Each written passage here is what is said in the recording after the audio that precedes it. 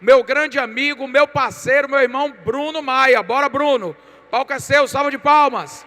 Sempre um show, sempre um show.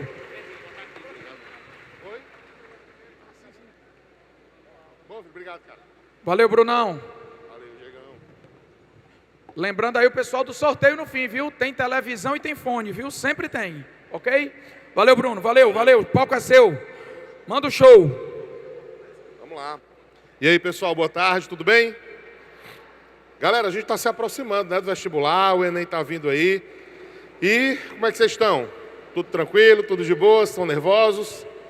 Precisa não, gente. Quem tem que estar nervoso é a concorrência. Vocês estão se preparando bem, viu? Podem ficar tranquilos. Vai dar certo. Vamos lá. Galera, hoje eu queria tentar com vocês que a gente trabalhasse um pouco mais em relação a questões, que é o que interessa nessa altura do campeonato, certo? Lembra daquele esquema que a gente falou sobre competências, habilidades no vestibular? A gente vai tentar aplicar hoje aqui. E lembrar que não há tanta dificuldade assim. Vão existir questões fáceis, medianas, difíceis. Isso aí é um fato. Mas, de novo, só para ver se vocês decoraram. O foco prioritário em questões o quê? Fáceis. Depois as medianas e, por último, as difíceis. Tranquilo? Porque a galera fica, Bruno, quantas questões eu tenho que fazer? Não são quantas, e sim quais. Tudo bem? Vamos lá. Vamos começar com a primeira questão do nosso TCzinho? Podemos? Vamos lá. Olha aí. A primeira questão diz o seguinte. Qual é o primeiro passo? Vamos ler primeiro o enunciado. O que é que o enunciado diz? Olha aí.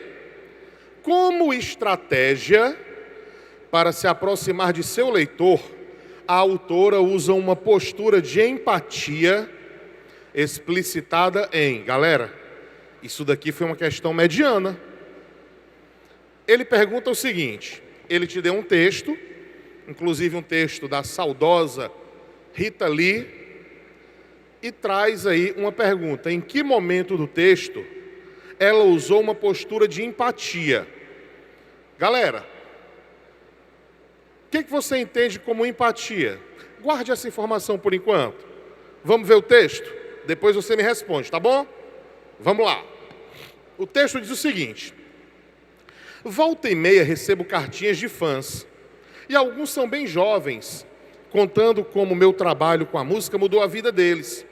Fico no céu lendo essas coisas e me emociono quando escrevem que não são aceitos pelos pais por serem diferentes e como minhas músicas são uma companhia e os libertam nessas horas de solidão. Sinto que é mais complicado ser jovem hoje, já que nunca tivemos essa superpopulação no planeta. Haja competitividade, culto à beleza, ter filho ou não, estudar, ralar para arranjar trabalho, ser mal remunerado, ser bombardeado com trocentas informações, lavagens cerebrais. Queria dar beijinhos e carinhos sem ter fim nessa moçada e dizer a ela que a barra é pesada mesmo, mas que a juventude está a seu favor e de repente a maré de tempestade muda. Diria também um monte de clichê que vale a pena estudar mais, pesquisar mais, ler mais. Diria que não é sinal de saúde estar bem adaptado a uma sociedade doente, que o que é normal para uma aranha é o caos para uma mosca. Meninada, sintam-se beijados pela vovó Rita. Vamos lá. De novo, ele diz que ela usa como estratégia a empatia. O que é que você entende como empatia? Empatia é ser carinhoso? Não necessariamente. Muita gente nessa questão marcou o item D de dado. E eu tenho certeza que muita gente ficou encantado com o item D.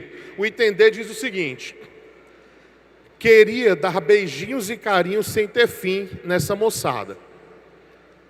Isso aí é uma postura obrigatoriamente de empatia? Não, isso é carinho. São coisas diferentes. E o que é empatia? se colocar no lugar do outro.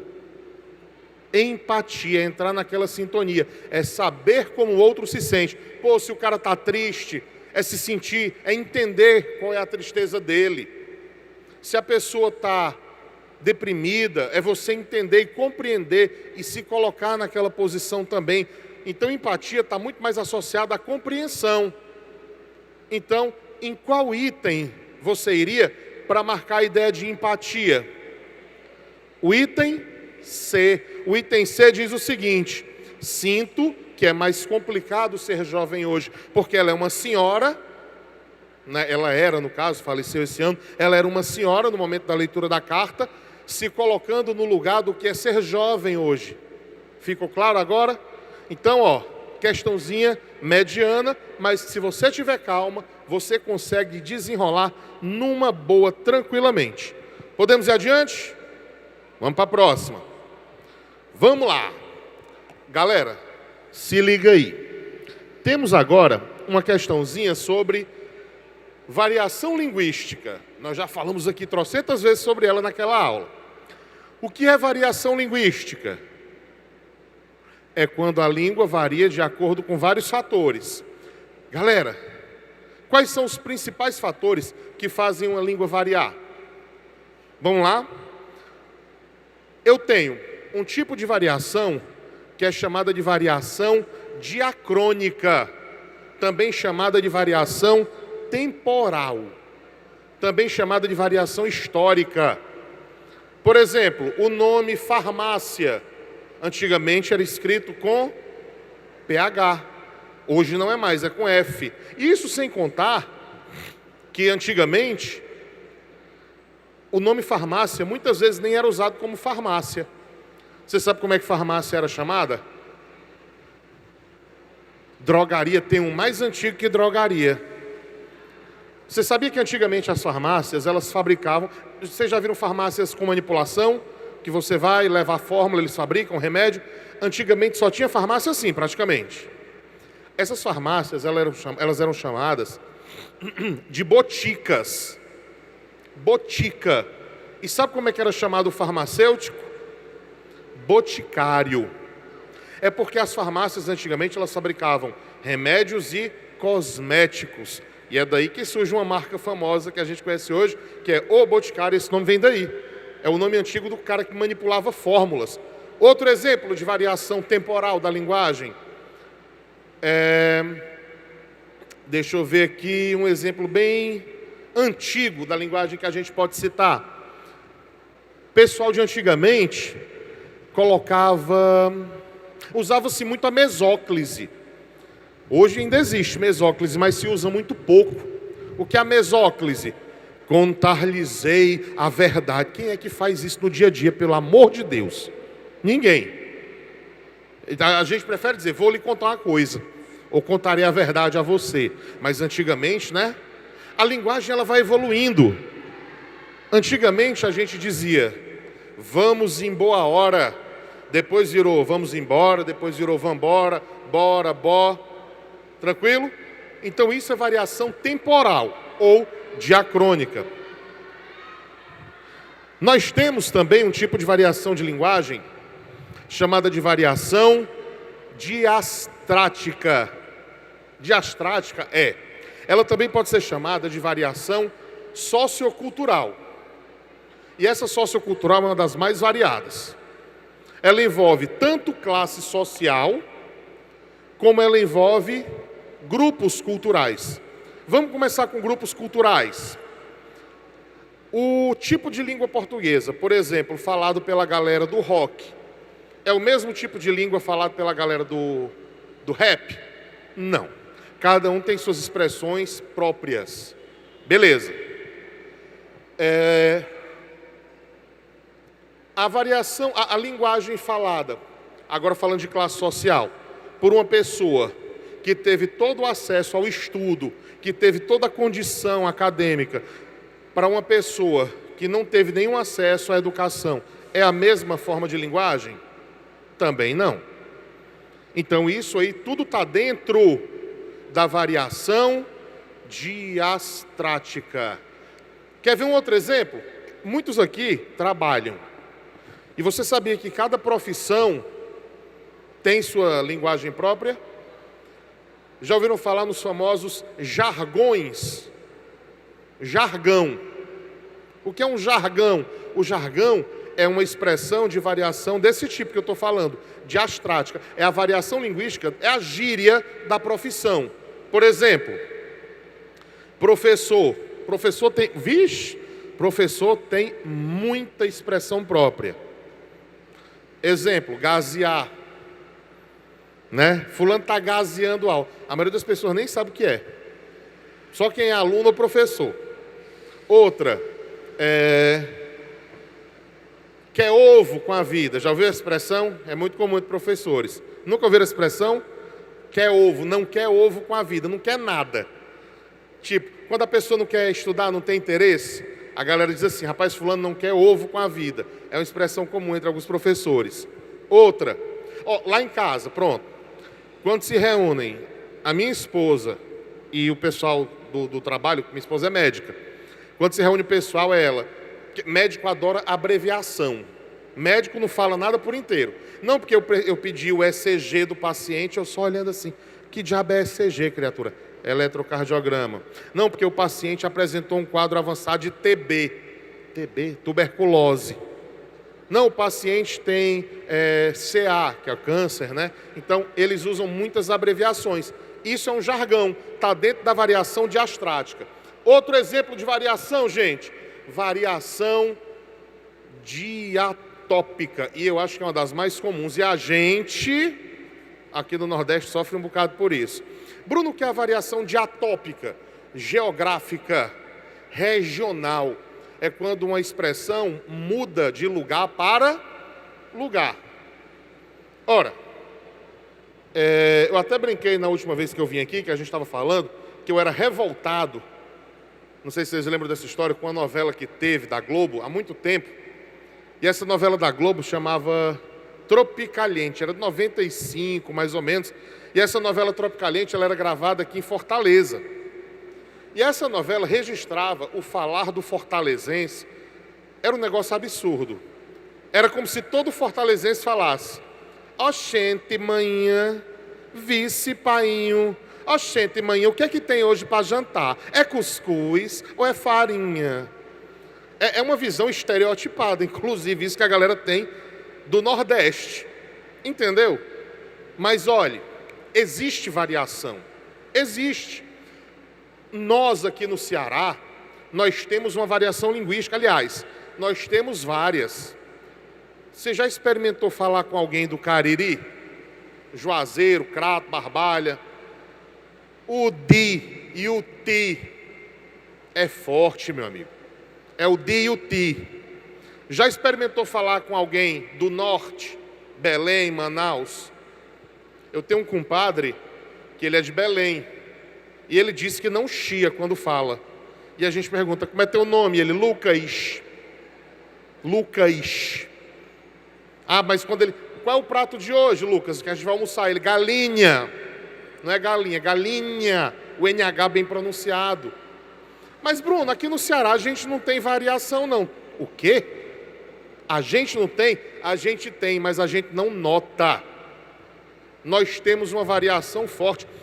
Nós cearenses, de maneira geral, a gente tem uma variação melódica na voz. Cearense, ele não fala de maneira seca.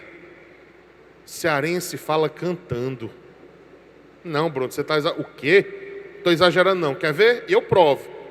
Nunca que um cearense vai atender uma ligação dizendo: alô, pois não, quer falar com quem?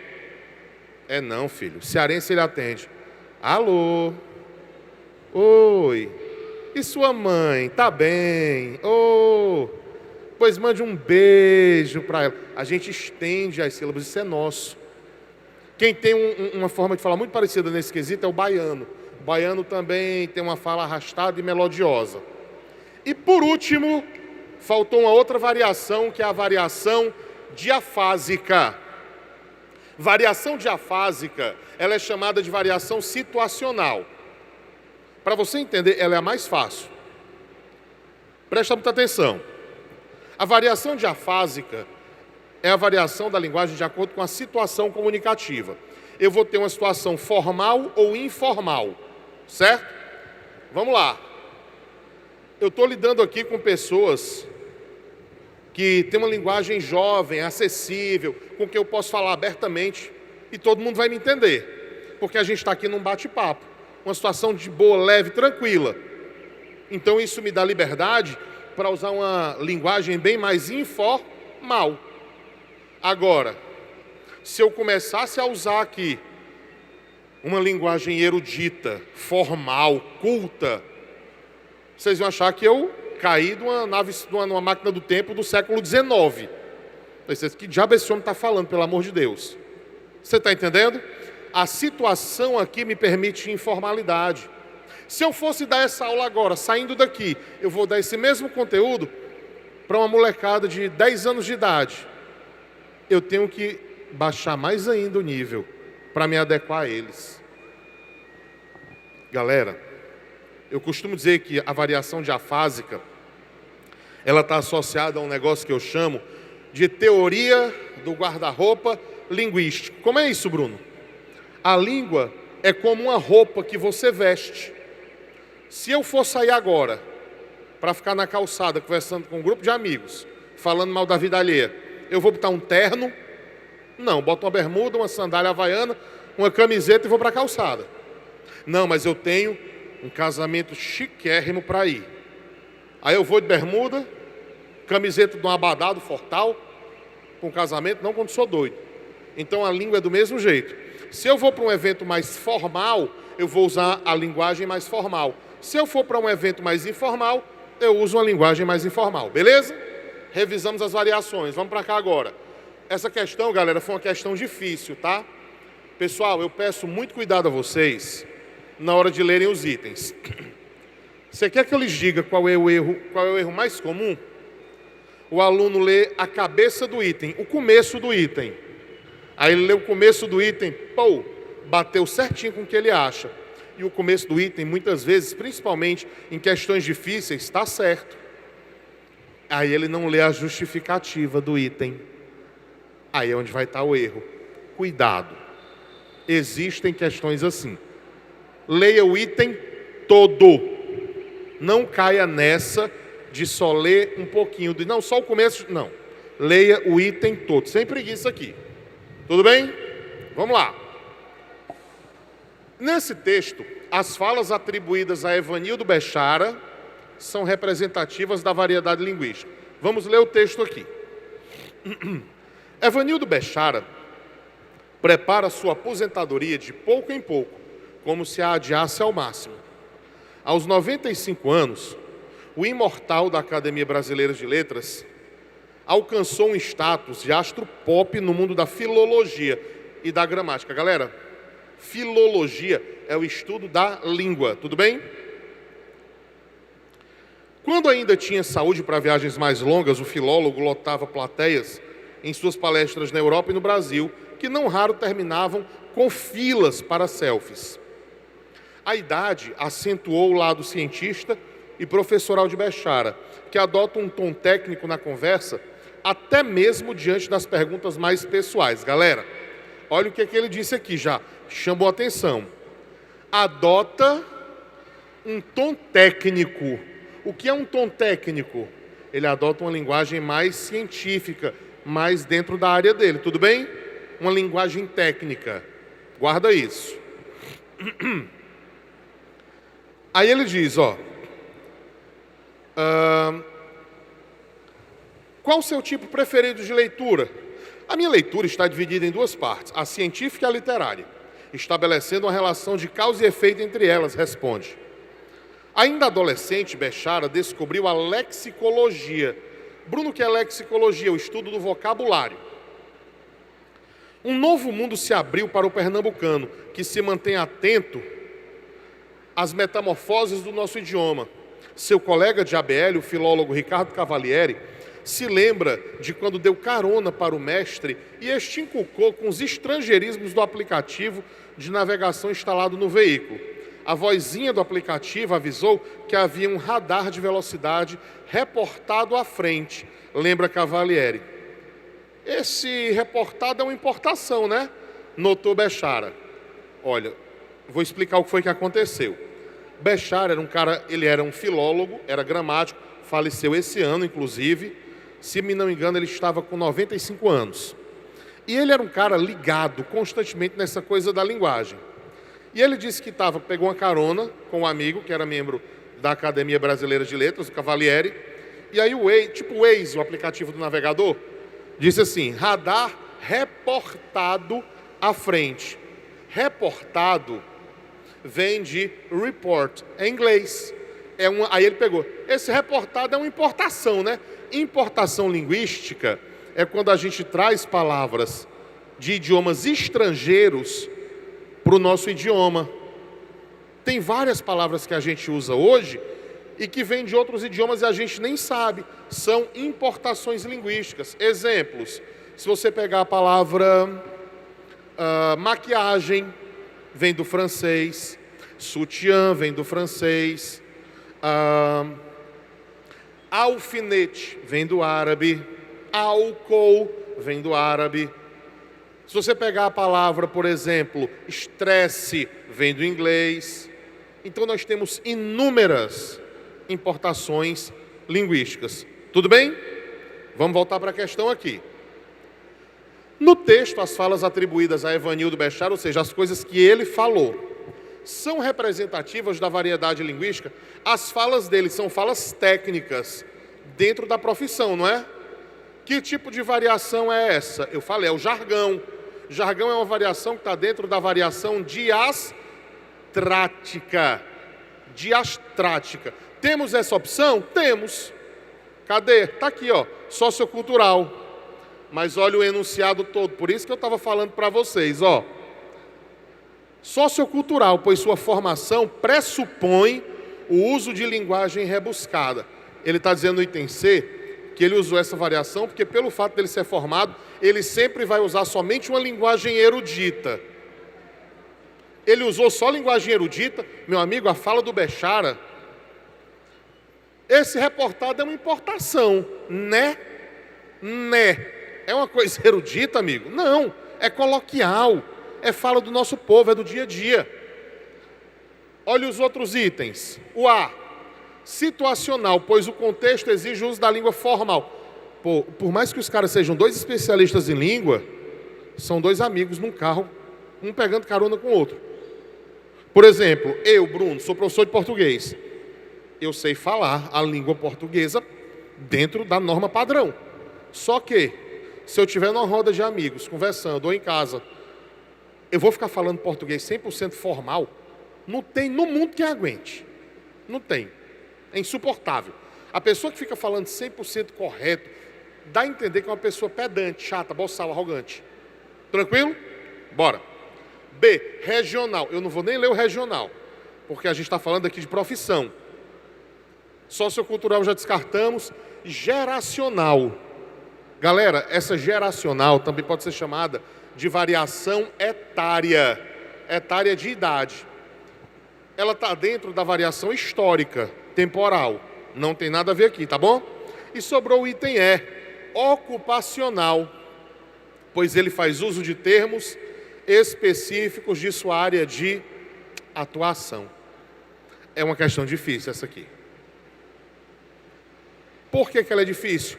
O nível do texto. O texto ele é meio chatinho. Ele exige um pouco mais de cautela. Podemos ir para a próxima? Posso escolher outra? Bora lá. Item E, né? Confirmando o gabarito. Vamos lá. Pronto, essa daqui é fantástica.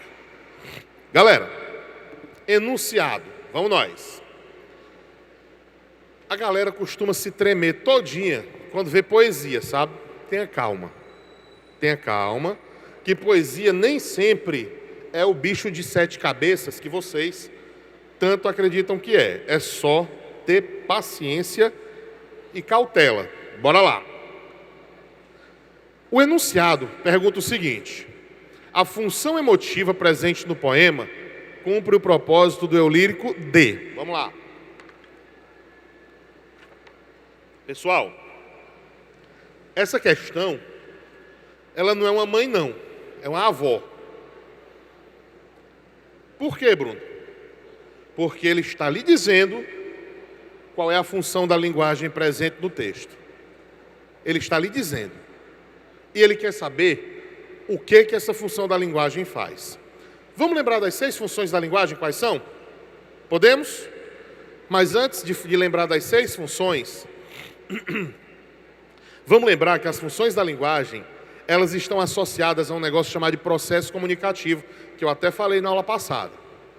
Galera, nessa altura do campeonato, se tem um assunto que eu quero que você tenha guardadinho na sua mente, se chama funções da linguagem.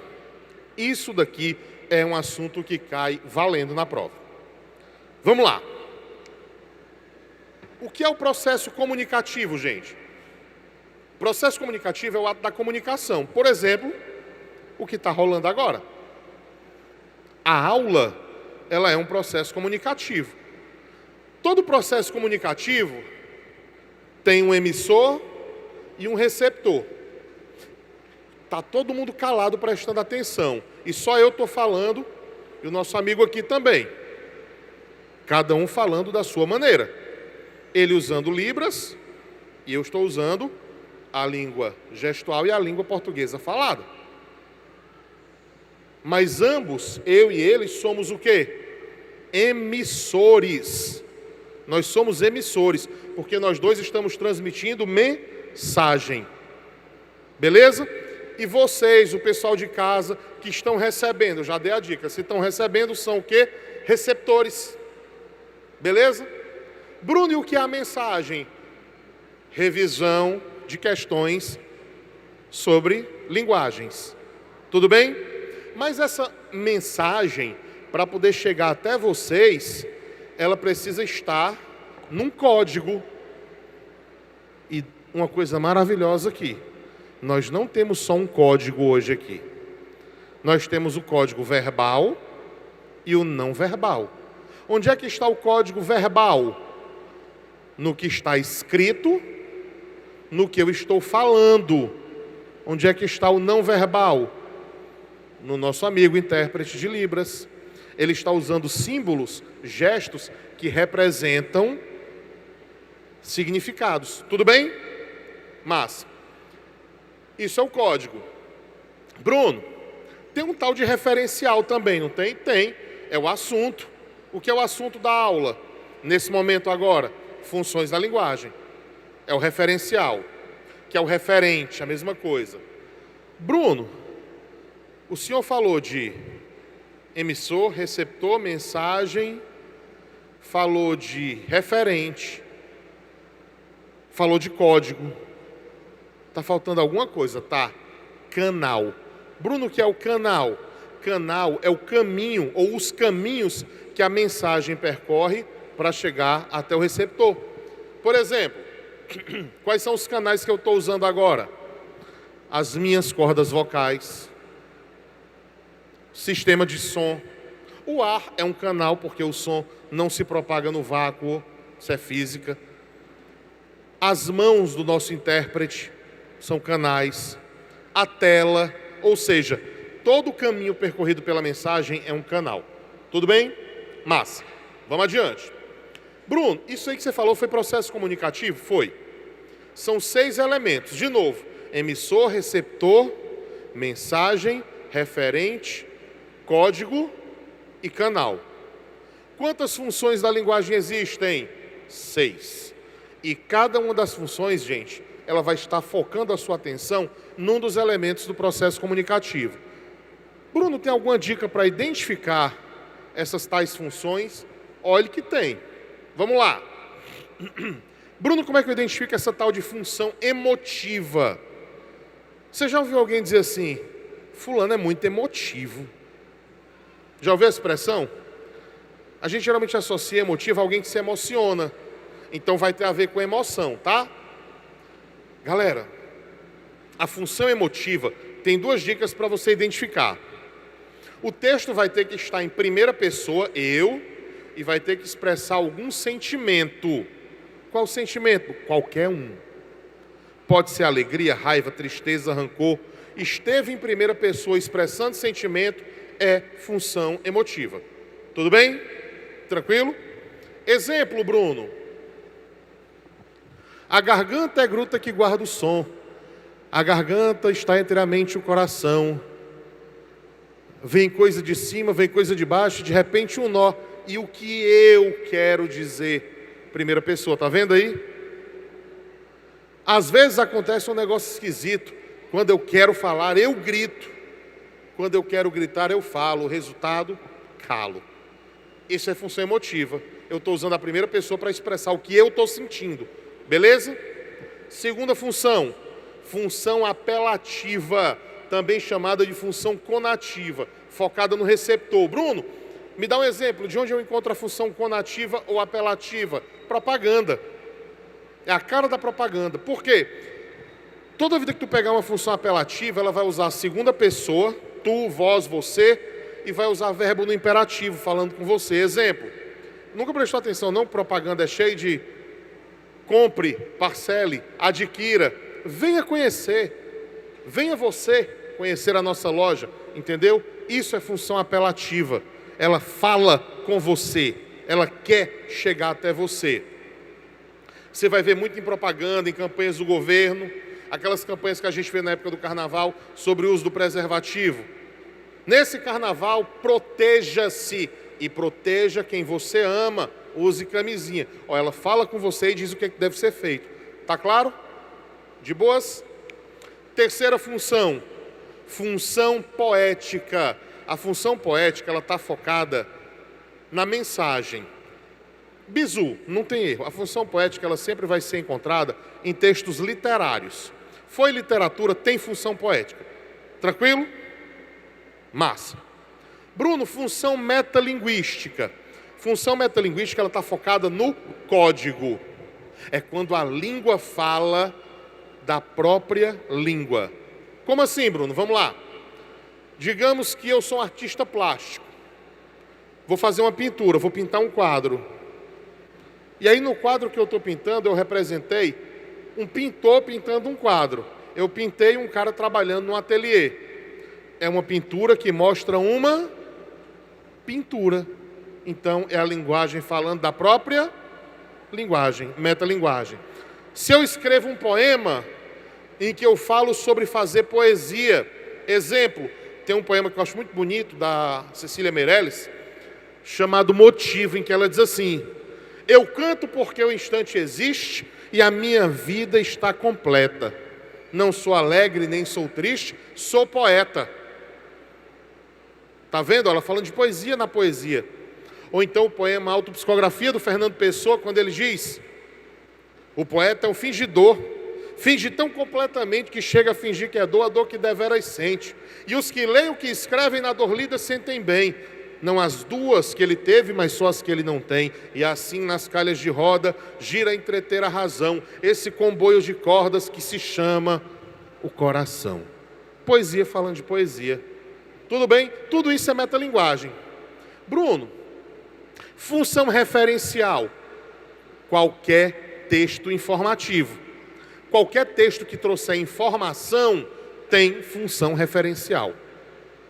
Uma notícia, um artigo, um texto científico, teve informação, é preocupação com o assunto, função referencial. E por último, ficou faltando a função que está ligada ao canal. Como é o nome dela, Bruno? Função fática. A função fática, ela é só um teste do canal comunicativo. Ela só quer saber se está rolando comunicação.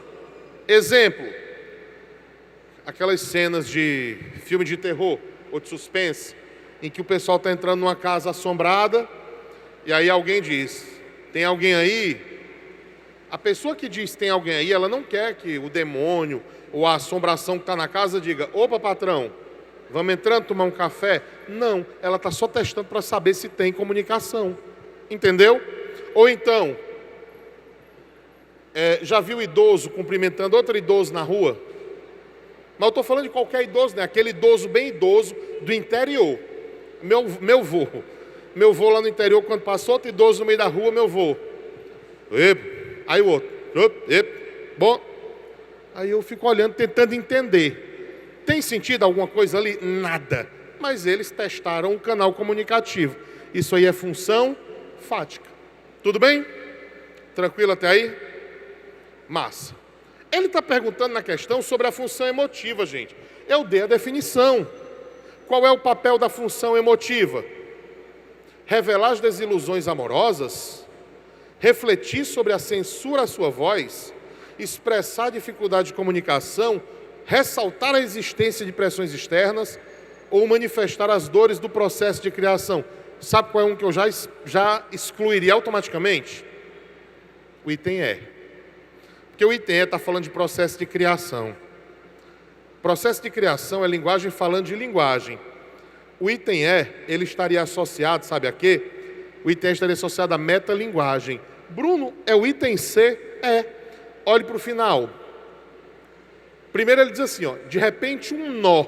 E o que eu quero dizer? Deu um nó na garganta, ele não sabe o que falar. Ele não está sabendo se comunicar, entendeu? E ele ainda diz, ó, quando eu quero falar eu grito, quando eu quero gritar eu falo. O resultado, calo. Ou seja, eu não consigo nem sequer falar. Eu me calo porque eu não consigo me expressar. Tá tranquilo? Posso ir adiante?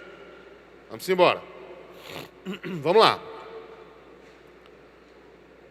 Deixa eu ver aqui. Pronto, vamos lá. Questãozinha aqui sobre literatura. Certo?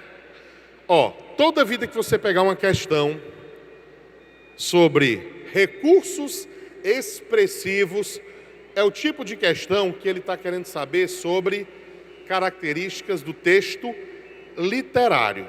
Tudo bem? Ele quer saber sobre características do texto literário aqui. Vamos lá. Eu tenho que analisar com calma esse tipo de questão. Ó, questão sobre recurso expressivo é uma questão de literatura que envolve, como é que eu posso dizer, uma interpretação um pouco mais delicada, mais profunda. Tudo bem? Vamos lá. Dizemos o seguinte: mais iluminada que as outras. Questão 4, tá? Tenho 2 seios, estas 2 coxas, 2 mãos que me são úteis, muito úteis, olhos escuros, estas 2 sobrancelhas que preencho com maquiagem, comprada por R$19,90, e orelhas que não aceitam bijuterias. Este corpo é um corpo faminto, dentado, cruel, capaz e violento. Você conseguiu perceber que é uma mulher se descrevendo? Movo os braços e multidões correm desesperadas. Caminho no escuro, com o rosto para baixo, pois cada parte isolada de mim tem sua própria vida, e não quero domá-las. Animal da caatinga, forte demais, engolidora de espadas e espinhos. Dizem e eu ouvi, mas depois também li, que o estado do Ceará aboliu a escravidão 4 anos antes do restante do país. Todos aqueles corpos que eram trazidos com seus dedos contados, seus calcanhares prontos e seus umbigos em fogo, todos eles foram interrompidos no porto. Um homem, dizem, e eu ouvi, depois também li, liderou o levante. E todos esses corpos foram buscar outros incômodos, foram ser incomodados. Vamos lá. A nossa questão pergunta sobre os recursos expressivos, certo? Vamos lá. Você percebeu no começo do texto que é uma mulher falando de si mesma. E é uma mulher que fala que tem 2 seios, 2 coxas, 2 mãos que são úteis, olhos escuros, 2 sobrancelhas que preenche com maquiagem comprada por R$19,90 e orelhas que não aceitam bijuterias. É um corpo faminto, dentado. O que é dentado? Mordido. Pode ser mordido no sentido de dilacerado, machucado? Pode. Mas aí eu pergunto, a discussão dessa mulher se limitou somente a uma questão de gênero ou ela expandiu a discussão para outro patamar? Ela começou a falar de quê? De homens que eram trazidos, né? Ela começa a falar da abolição da escravidão. Corpos que eram trazidos com os dedos contados, calcanhares prontos e umbigos em fogo. Ela está falando de quê? Escravidão. Ela começa falando sobre registros ligados a gênero e falando também de raça. Aí ele pergunta, nesse texto os recursos expressivos usados pela narradora, revelam as marcas da violência de raça e de gênero na construção da identidade. O item A está dizendo, sou eu. Precisa nem chorar. Pode marcar sem medo de ser feliz. Mas vamos ver os outros itens, porque estão errados. O B, questionam o pioneirismo do Estado do Ceará no enfrentamento à escravidão. Ela não está questionando em si. Ela está falando, mas ela abre uma discussão mais ampla. C, reproduzem padrões estéticos em busca da valorização da autoestima feminina. Nada a ver. D, sugerem uma atmosfera onírica. Bruno, o que é uma coisa onírica? E aí? Onírica vem do nome Oniros, que em grego é um deus ligado à fantasia, ao sonho. Então onírico é tudo que está relacionado a sonho, a ilusão. Tem essa representação de realidade nua e crua, tem alguma coisa a ver com sonho, com fantasia? Não, amiga, é realidade pura, nua e crua. E o E, mimetizam na paisagem os corpos transformados pela violência da escravidão. Galera, o que é mimetizar? Imitar. O item E tem uma associação com o que o texto fala. Não está errado, não. Só, não sei se vocês lembram, da última vez que eu estive aqui, eu falei que existem 3 razões que tornam o item errado. Ou esse item é absurdo, não tem nada a ver, ou ele é um item extrapolado, ele fala demais, fala besteira e acaba fugindo do tema, ou esse item é um item reduzido. Ele tem informações abaixo do que eu espero, é o item E. O item E tem uma relação entre a caatinga e a figura dessa mulher, a negritude, mas não é só a violência da escravidão, tá entendendo? O item E limita a escravidão, o texto, e o texto também fala da mulher. Tá claro? Posso ir adiante? Vamos lá. Vamos adiante. Bora nós. Olha aí. O que é que ele pergunta na questão, Bruno? O texto de Água Lusa é um escritor, certo? Tematiza o preconceito em relação ao português brasileiro. E tem outro tipo de português? Tem. O lusitano, o português de Portugal. Com base no trecho citado pelo autor, infere-se que esse preconceito se deve... Vamos lá, antes de ler o texto, só algumas curiosidades. Você sabe que o nosso português, a nossa língua portuguesa, isso aqui é uma questão sobre o quê? Variação linguística, está na cara, né? Falando de 2 formas de um mesmo idioma, que é o português, nós temos variação linguística aqui. O nosso português brasileiro, ele é um português que deriva do português lusitano. Só que quando os portugueses vêm para o Brasil trazendo o idioma, uma série de outras coisas, como doenças, exploração, maldade, enfim, nós tivemos uma transformação do idioma, porque o idioma que nós temos aqui não é exatamente igual. O Enem já cobrou 2 vezes, questões sobre uma palavrinha polêmica, tanto no português de Portugal quanto no português brasileiro, que é a palavra rapariga. Você sabe que existe uma diferença gritante de sentido dessa palavra? Se eu chegar para qualquer menina aqui no Brasil com essa conversa, ei rapariga, além da mão nos beiços, eu vou levar uma cadeia do tamanho do mundo. Mas em Portugal, essa palavra quer dizer moça, inclusive moça do mais fino trato, respeito. Uma moça Virgem é o termo que eles usam para se referir ao que é uma rapariga. Em Portugal, gente, rapariga é o feminino de rapaz. Até o radical é o mesmo, ó. E no Brasil, qualquer menina aqui que eu chegar, eu disse, ô moça, por favor, que horas são? Você se sentiria ofendida se eu chamasse você de moça? Faz isso em Portugal. Qualquer menina passando na tua frente, ei moça, pronto, acabou-se. Chamar uma menina em Portugal de moça equivale a chamar uma moça aqui de rapariga. Para eles é altamente ofensivo. Eu tenho uma teoria, certo? O brasileiro, ele é altamente irônico em tudo que ele faz, certo? Eu acho que a palavra rapariga, durante muito tempo no Brasil, ela foi usada no seu sentido original, de moça, só que a galera no Brasil gosta muito de ironia. Tipo, a fulana tem 8 namorados, mentira, ali é uma verdadeira rapariga, tipo, ironizando. E aí a palavra acabou ganhando status de palavra literal e ofensiva. Talvez seja bem provável isso. Pois bem, mas Bruno, o pessoal de Portugal gosta do português brasileiro? Não. Sim, existe um preconceito cruel, viu? Cruel.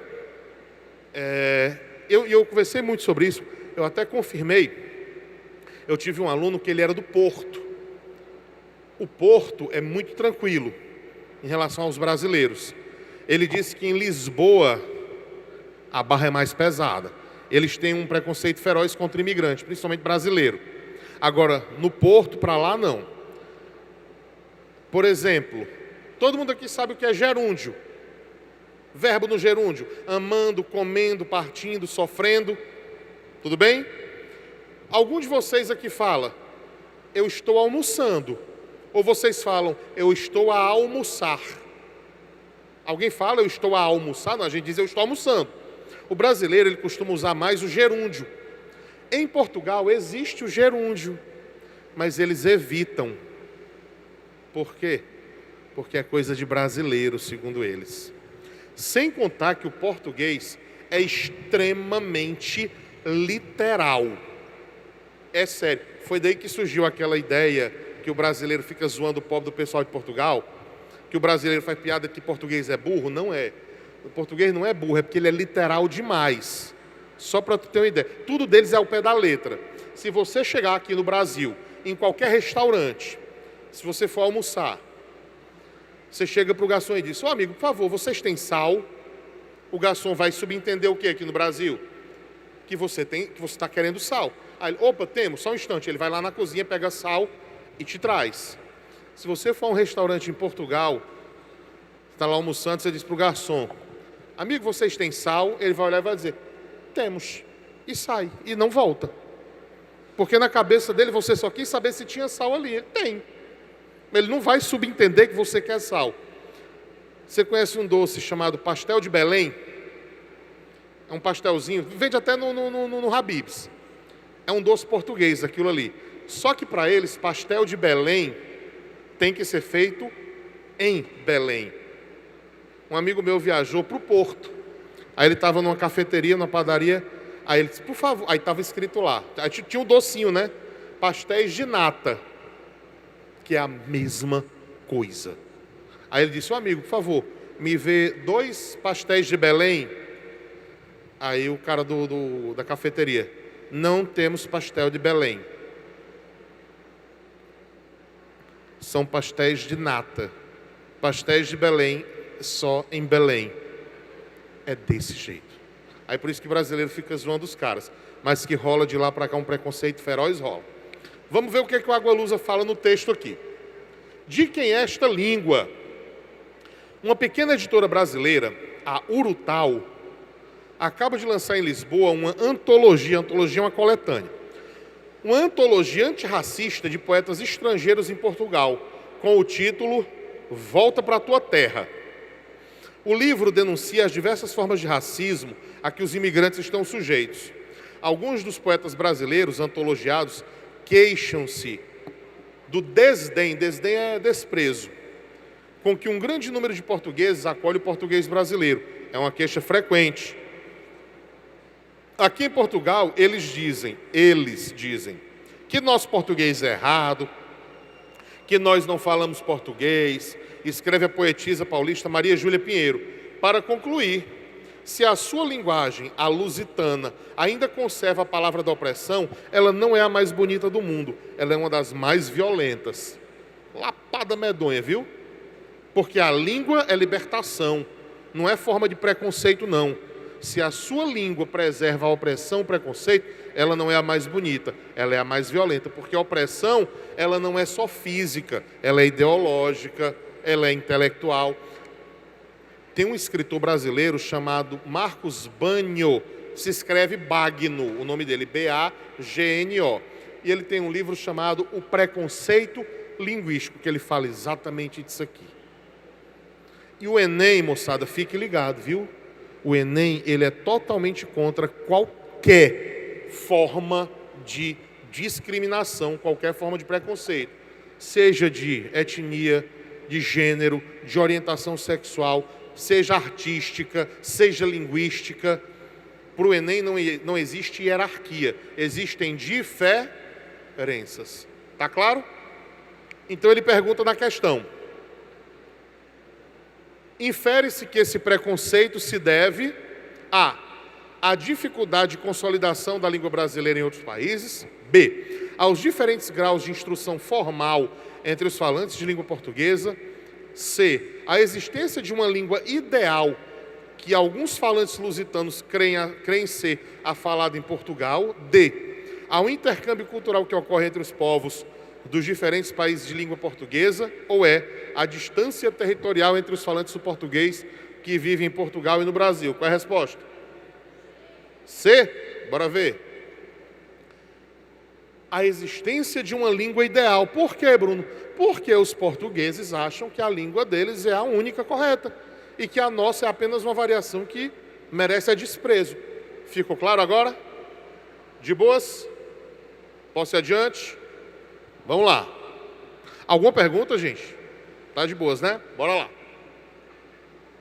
Cadê? Deixa eu passar aqui que eu quero pegar outra questão. Deixa eu ver aqui. Vocês podem ir para a última questão? Bora lá. Questão 15.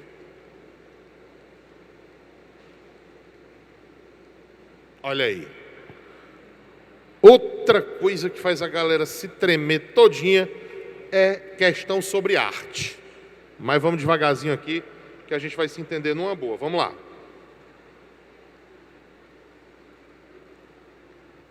Vamos nós.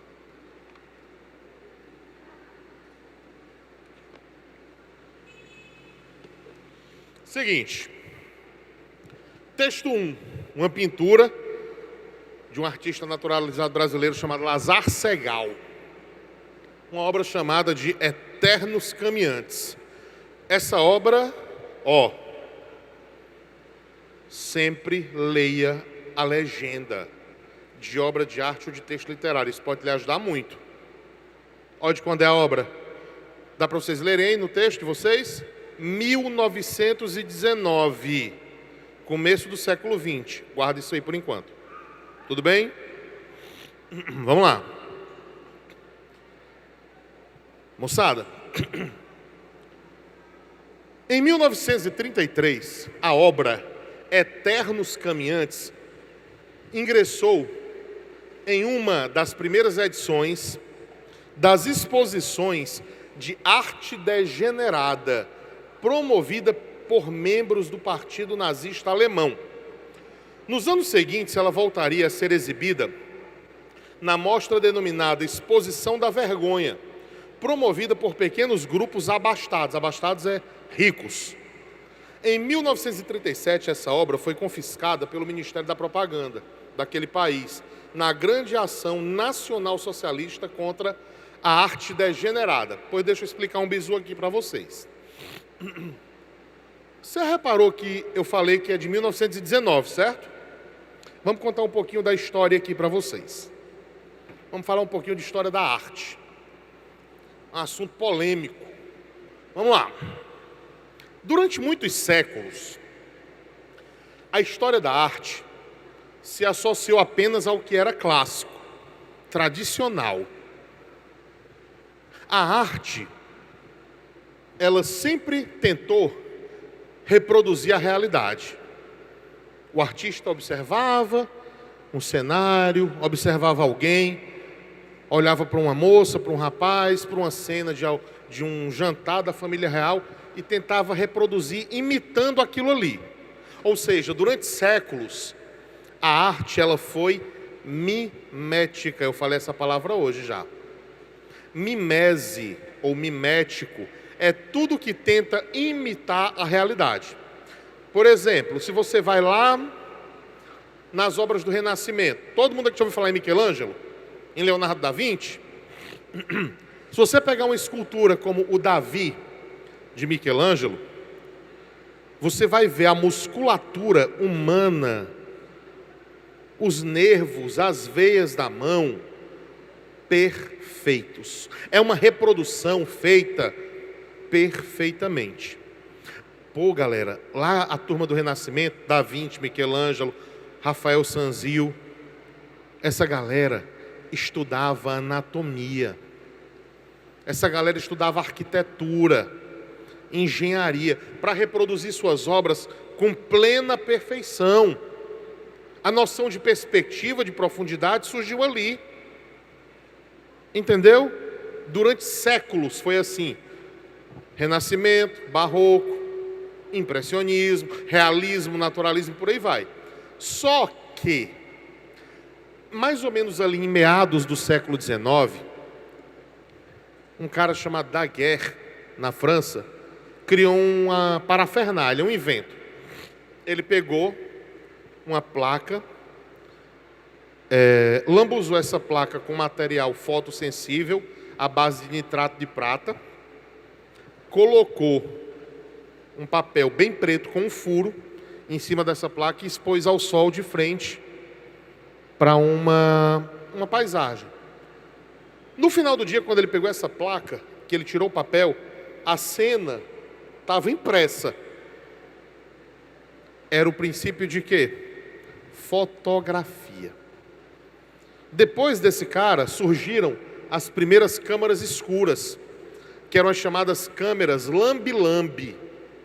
Já viu em filme antigo, filme de época? A galera pegava, o cara ficava um caixote de madeira com um tripé, uma cortininha preta, o maluco ia lá para baixo, cobria com a cortina e levantava uma plaquinha. Aquilo ali eram as primeiras máquinas fotográficas e o nome era lambe-lambe. Por que o nome era lambe-lambe? Porque o papel, para poder pregar na parte interna, ele dava uma lambida no papel para poder pregar. Aí o que foi que aconteceu? Quando surgiu a máquina fotográfica, os artistas plásticos se aperrearam. Os caras pensaram, puta merda, perdemos o emprego. A gente se fu. Por quê? Porque agora essa porra dessa máquina fotográfica faz em segundos o que a gente levava meses para pintar. Meu Deus, e agora? O que a gente vai fazer? Só que lá na Europa, em alguns países como Alemanha, Itália, Romênia, certo? Alguns artistas pensavam diferente. Porra, meu irmão, eu não vou ficar nessa lombra de querer ficar imitando realidade, não. Eu sou um artista, eu sou um pensador. Eu não tenho que copiar. Eu não sou máquina fotográfica. A minha mente, ela não copia, ela interpreta a realidade. Aí teve uma galera que disse assim, meu irmão, eu olho para a realidade, eu vejo uma ruma de forma geométrica. Aí teve outro que disse, meu irmão, pois eu já olho, vejo só tristeza, coisa deformada.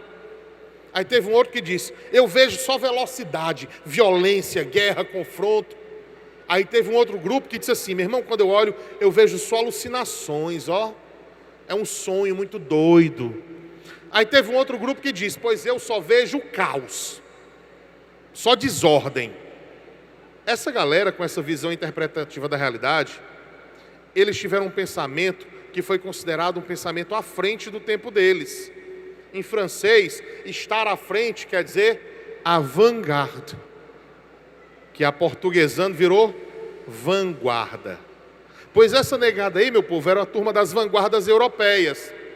Esse maluco que viu tudo como se fosse uma de forma geométrica é a turma do cubismo, Pablo Picasso. O maluco que viu só tristeza, coisa deformada, é a turma do expressionismo. Esse maluco que viu só guerra, violência, velocidade, futurismo. Quem viu só alucinação, o sonho, surrealismo. E quem viu o caos, a desordem completa, era a turma do dadaísmo, certo? E tem uma galera que mistura tudo. Bruno, esses caras foram bem aceitos? Óbvio que não. Tudo que é novo choca, principalmente o conservadorismo. Meu amigo, politicamente falando, a Europa, durante a Segunda Guerra Mundial, estava dominada pelos nazistas, certo? Vocês tiveram várias aulas de história. Vocês já ouviram falar no conceito de eugenia, pureza racial, perfeição? Pois a turminha do nazismo, a turminha do bigodinho lá do Hitler, pensava o quê? Que esse tipo de coisa aqui é arte degenerada, isso é depravação, isso é ridículo, isso não é arte. Porque para eles o conceito de arte era um conceito de perfeição clássica. Para eles a arte era o conceito do renascimento, da mimese. Ei, mas cuidado, viu? Nem toda arte totalitária pensou assim. Porque o fascismo italiano, lá do Mussolini, se juntou com a galera do futurismo. O fascismo italiano, cuidado, se apoiou no futurismo usando o futurismo como máquina de propaganda, tudo bem? Mas o nazismo não, o nazismo repudiava isso aí. Galera, olha como tudo faz sentido. No Brasil, nós tivemos artistas que receberam a influência das vanguardas, é óbvio. A semana de 22 só aconteceu por conta delas. Oswald de Andrade, Mário de Andrade, Tarsila do Amaral. Tu tá pensando que esse povo era pobre? Essa galera voltou da Europa porque eles foram para uma exposição e eles conheceram de perto cubismo, dadaísmo, eles viram as exposições. E era uma galera intelectual que voltou cheia de ideias. Anita Malfatti. Anita Malfatti. Vocês conhecem essa moça? Anita Malfatti foi uma pintora brasileira que fez uma exposição antes da semana de 22. A Anita Malfatti fez uma exposição altamente marcada pela influência o quê? Expressionista. E ela foi escorraçada. Olha como tudo faz sentido. Um rapazinho chamado Monteiro Lobato, pouco racista, pouco misógino, escreveu um artigo chamado Paranoia ou Mistificação. Ele destruiu a Anita Malfatti como artista, como intelectual, como mulher, como ser humano. Ele detonou com a Anita Malfatti. Engraçado, né? Se você pegar os conceitos que o Monteiro Lobato defendia, o cara era eugenista, misógino, racista. Galera, Bruno, esse Monteiro Lobato é o mesmo do Sítio do Pica-Pau Amarelo? Ele mesmo. Tem entrevistas do Monteiro Lobato para a revista O Cruzeiro, em que ele fala ele diz as seguintes falas. Monteiro Lobato diz, abre aspas, um país como o Brasil está perdido para altos futuros, pois país onde o neguinho faz o jogo do branco não está certo. Ora, um país como o Brasil, que não tem uma organização do porte de uma Ku Klux Klan, não vai para frente. Fecha aspas. Pois ele defendia abertamente a Ku Klux Klan, que é aquele bando de louco do sul dos Estados Unidos que anda bota o lençol da mãe na cara e sai tocando fogo em cruz, atacando o negro no sul dos Estados Unidos. Entendeu? Então, essa galera do nazismo via isso aqui como uma arte degenerada. Tranquilo? Bruno, esse quadro aí do Lazar Segal, ele tem forte influência do cubismo? Tem. Você vê formas geométricas. Mas olhe, ele também tem forte influência do expressionismo. Galera, qual o quadro mais famoso que você lembra do expressionismo? O Grito, do Edvard Munch, todo mundo conhece. Uma dica, sabe como é que você identifica um quadro expressionista? Primeiro, é o tipo de quadro, como diz minha mãe, é a cara do mau agouro. Sabe o que é mau agouro? Coisa que... É o tipo de coisa que você vai olhar e vai dizer, não vou botar isso na minha sala, não. Que só traz coisa ruim. Quadro expressionista, ele só traz a sensação de tristeza, depressão, é gente morta, é gente chorando, é velório, é gente com raiva e gente deformada. O expressionismo, ele sempre vai mostrar gente deformada de alguma maneira. Tudo bem? Tá claro até aí? Posso ir adiante? Bora lá. Vamos ver o que é que ele quer aí. Vamos ao enunciado. Quase 50 anos, aliás, desculpa, quase 50 obras de Lazar Segal foram confiscadas pelo regime totalitário alemão na primeira metade do século XX.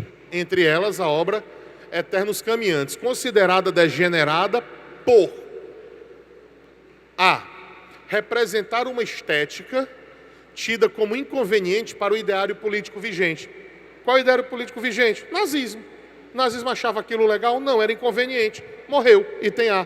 Bonitinho, nosso gabarito. Tranquilo? Olha, diga, meu amor. Por que não? B de bola? Vamos ver. O colega perguntou por que não pode ser AB. Manifestar um posicionamento político-cultural concebido por grupos de oposição. É o seguinte, na verdade, o expressionismo, ele não tem essa percepção política, certo? Ele não está ligado a esse ideal de grupos de oposição. Agora, isso aqui é um distrator. Algumas vanguardas, elas manifestaram apoio político, certo?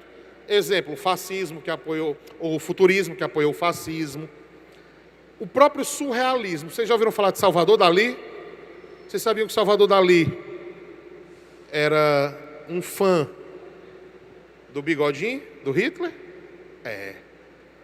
O cubismo se manifestou contra o nazismo e contra o fascismo, principalmente porque Pablo Picasso, que é o maior nome do cubismo, era espanhol. E a Espanha estava passando por uma ditadura de um cara chamado Francisco Franco, que mandou jogar uma bomba em cima de uma cidade basca chamada Guernica, ou Guernica, que virou o quadro mais famoso de Pablo Picasso. Aquela cena do bombardeio, aquilo aconteceu. E o cara que mandou aquilo ali fazer foi um líder totalitário que era apoiado pelas forças nazifascistas europeias. Tranquilo? Então o item B, o expressionismo, ele foge um pouco dessa ideia. Perfeito? Dúvidas? Posso ir adiante? Posso continuar, né? Então vamos lá. Deixa eu voltar aqui algumas. Espera aí. Cadê? Deixa eu ver aqui. Pronto, vamos lá. Galera, olha aí. Questãozinha sobre anúncio publicitário. Não precisa ter medo, só ter calma. Ele pergunta o seguinte: esse anúncio publicitário veiculado durante o contexto da pandemia de Covid-19 tem por finalidade, galera, isso daqui é uma questão da competência 7. Ela está perguntando qual é o objetivo desse texto. Só isso. Não tem erro. Tudo bem? Olha aqui. Hashtag Juntas Somos Mais Fortes. Diz que 180. Eu uso máscara, mas não me calo. Questão 11, tá? Esse anúncio publicitário tem por finalidade o quê, galera? É a máscara, tudo, Covid. Leia todo o texto. Em tempos de isolamento social por conta da pandemia de Covid-19, a Defensoria Pública alerta para o aumento da violência contra a mulher. Não se cale, denuncie. Pronto. Qual é a finalidade desta belíssima campanha? Item A, divulgar o canal telefônico de atendimento a casos de violência contra a mulher. Distrator. Essa propaganda tem essa função? Tem. Também. Mas o foco principal é só divulgar o número? Não, isso aqui é uma campanha de conscientização, ela vai muito além. Divulgar o número é algo a mais que essa campanha faz. Tudo bem? B. informar sobre a atuação de uma entidade defensora da mulher vítima de violência. Ele fala da defensoria pública, mas ele não está querendo informar sobre a atuação. É aquela história, é um distrator, porque o item B é também um algo a mais. C. Evidenciar o trabalho da defensoria pública em relação ao problema do abuso contra a mulher. Essa propaganda está focada em exaltar a defensoria pública? Também não. D. Alertar a sociedade sobre o aumento da violência contra a mulher em decorrência do coronavírus. O que tem a ver uma coisa com a outra? Absurdo, né? E o E. Incentivar o público feminino a denunciar crimes de violência contra a mulher durante o período de isolamento. Galera, olha que interessante. Ele fala em incentivar o público feminino a denunciar. Aí você pode até alegar: Bruno, por que é o público feminino e não todo mundo denunciar? Eu uso máscara, mas não me calo. Eu quem? Você está vendo que na imagem só há mulheres, então a propaganda é voltada para elas. Tranquilo? Show de bola? Posso mais uma? Bora lá? Deixa eu voltar aqui. Cadê?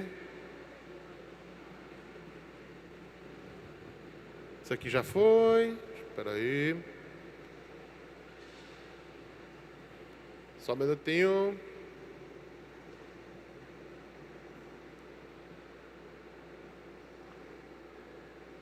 Vamos lá. Para a gente fechar com chave de ouro, essa questão é fantástica. Ela é uma questão da C9. C9 são questões que envolvem tecnologia e linguagem, certo? Esse primeiro texto e esse segundo texto são de um cara chamado Caetano Veloso. Conhecem? E viralizou essa questão do Enem, porque a Paula Lavigne, esposa do Caetano, levou a questão para o Caetano resolver. A questão tinha os textos dele. Caetano olhou e disse: olha, esse item A é correto, mas o item B também é. Na verdade, o C e o D também são. Na verdade, eu não vejo nenhum item errado. Ou seja, nem o Caetano soube resolver. Aí você para e pensa: pô, se o dono dos textos não soube resolver, eu vou ter que saber? Vai, porque há uma diferença. Galera, compositor de música, poeta, ele não cria o texto para ele cria para o mundo. E a questão, ela segue um parâmetro. E esse parâmetro está associado exatamente às competências e habilidades que o Enem quer. Tudo bem? Vamos lá. Texto 1, conhecidíssima a música Alegria, Alegria. E ele diz os seguintes versos, vamos lá. O sol nas bancas de revista me enche de alegria e preguiça. Quem lê tanta notícia? Eu vou por entre fotos e nomes, os olhos cheios de cores, o peito cheio de amores vãos. Eu vou, por que não, por que não? Texto 2. Anjos tronchos. Sabe o que é troncho, né? Torto, como a gente diz aqui no Ceará. Engembrado. Tranquilo? Anjos tronchos. Uns anjos tronchos do Vale do Silício, desses que vivem no escuro em plena luz, disseram: vai ser virtuoso no vício das telas dos azuis mais do que azuis. Antes de ler o resto do texto, está notando nada de estranho nesse texto aqui, não? Esse texto, galera, ele está fazendo aqui uma paródia. Esse texto aqui do Caetano é uma intertextualidade com um poema de um carinha chamado Carlos Drummond de Andrade, um poema chamado Poema de Sete Faces, em que o Drummond diz no começo: quando nasci, um anjo torto, desses que vivem nas sombras, disse: vai, Carlos, ser gauche na vida. Gauche, em francês, quer dizer errado, torto, às avessas. Ou seja, o Caetano fez uma brincadeira, um trocadilhozinho aí com o poema de Sete Faces do Drummond. Vamos voltar aqui para a leitura e continuar. Uns anjos tronchos do Vale do Silício, o maior reduto de tecnologia do mundo, né? Desses que vivem no escuro, em plena luz, disseram: vai ser virtuoso no vício das telas dos azuis mais do que azuis. As telas azuis dos nossos dispositivos eletrônicos, né? que são um vício para todo mundo. Agora a minha história é um denso algoritmo, ó, tecnologia de novo, que venda a vendedores reais. Neurônios meus ganharam novo outro ritmo. E mais, e mais, e mais, e mais, e mais. Beleza, vamos lá. Vamos para a questão. Embora oriundas de momentos históricos diferentes, essas letras de canção têm em comum item A, referência às cores como elemento de crítica a hábitos contemporâneos. Galera, quem fala de hábitos contemporâneos, de cores, é o texto 2, que fala de algoritmo, fala da tecnologia ligada aos eletrônicos. Tudo bem? Tranquilinho? Vamos lá. B, percepção da profusão. O que é profusão? Fluxo intenso de tecnologia. Galera, profusão é fluxo de informações geradas pela tecnologia. Posso marcar? Aí vem a questão. Vou voltar para os dois textos, tá? Pessoal, eu vou comentar os outros. O que você entende por tecnologia? A gente tem que sair da visão limitada de que tecnologia é só eletrônico, é só tablet, celular. Tecnologia é tudo que facilita a nossa vida, tanto para o acesso à informação, tanto para os afazeres, ou seja, isso daqui é tecnologia? É. O fato de eu poder comprar um jornal é tecnologia? É. O jornal ali impresso já foi a maior tecnologia de notícias. Hoje eu tenho o blog, hoje eu tenho o Twitter e outras redes sociais, por aí vai. Não é Twitter mais, é X agora. E por aí vai. Tranquilo? Então a tecnologia é toda forma de facilitação do acesso à informação. E aí o que é que acontece? No texto 1 ele diz: quem lê tanta notícia, eu vou por entre fotos e nomes. Fotos, notícias, dados, informações, isso é o fluxo de informação. São épocas diferentes. Aqui eu falo de algoritmo, aqui eu falo do fluxo de notícias. Então, são épocas distintas? São, mas ambas falam de momentos diferentes da profusão de informações geradas por tecnologia, o item B. O item C, contraposição entre os vícios e as virtudes da vida moderna? Não. D, busca constante pela libertação, pela liberdade da expressão individual? Também não. E o E, crítica à finalidade comercial das notícias? Viajou total. Tá claro? Querem pegar logo o gabarito todo? Vocês têm aí? Tem o gabarito? Show de bola. Façam só, é porque eu não sei se está feita uma correção, no gabarito de vocês. A questão 6, está com qual gabarito? Por favor, só corrijam. O gabarito da sexta questão é C de casa, tudo bem? Correção, gabarito C de casa. Galera, primeiramente, queria agradecer mais uma vez aqui o convite, né? Meu amigo Diego, da Prefeitura de Fortaleza, do Júlio Brise, e agradecer a vocês o carinho, certo? Obrigado de coração. Muito, muito, muito mesmo. E vocês não têm noção de como a sala de aula é um espaço de libertação para mim e para vocês. E eu digo para vocês que calma, tranquilidade, que bem preparados vocês estão.